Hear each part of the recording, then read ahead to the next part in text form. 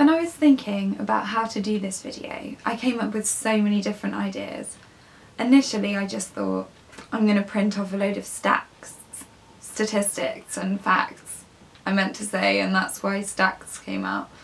And I'm just going to tell people all about mental illness in 3 minutes. Like, and I thought, you know what, no, that's really boring. So then I thought, okay, I'll read poetry and be really inspirational and, you know, fight my case that way. And then I just thought, you know what, no, I'm just going to talk. It's just going to be me and it's just going to be real. Because mental illness is so real. And I don't just mean like, you know, someone's got a diagnosis, boom, you've got depression. I mean the things that people with mental illness see and feel and believe. It doesn't matter what anybody else says, they are real. So I am actually going to read a quote now. This is a quote that I wrote down when I was going to be all artistic and inspirational, but I think it's amazing.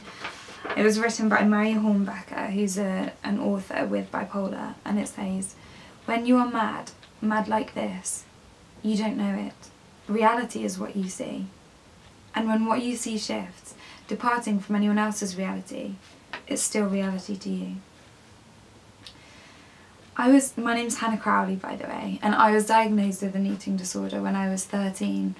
I was told I had anorexia nervosa, and then, you know, I had a nasogastric tube shoved in, and my weight was brought back up, and then I was sent home.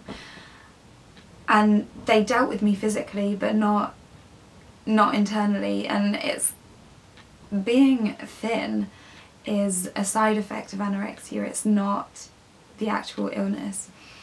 And anyway, I really struggled. I went home and I went straight back to how I was before I was in hospital, and people would come up to me in the streets, or, you know, my friends, my family, my doctors, and they would just say, "You really should eat a burger," or, "Oh, you need a good square meal, love."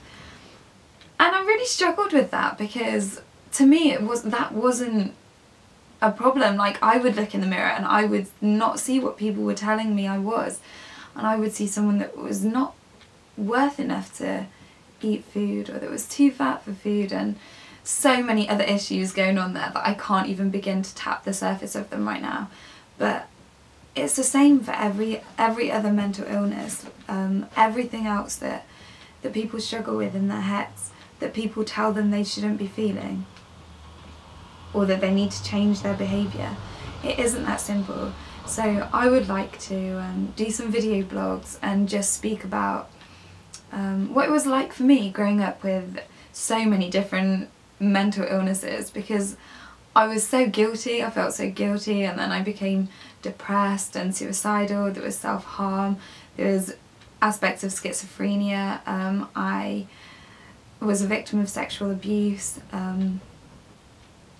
I was a repeat offender in rehab, you know. Like, I don't mean to say that I'm an expert by any stretch of the imagination, but I've been through the mill a bit, and I think sometimes for people with mental illnesses, the young like us, like, it's better to hear from someone that's kind of been there, at least in one way.